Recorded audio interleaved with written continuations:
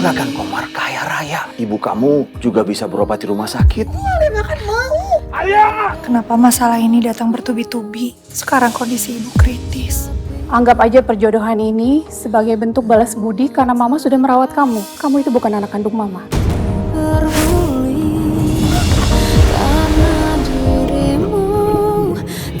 Kalau kamu nggak bisa bawa perempuan pilihan kamu, Papa akan tetap menikahkan kamu dengan Jenny.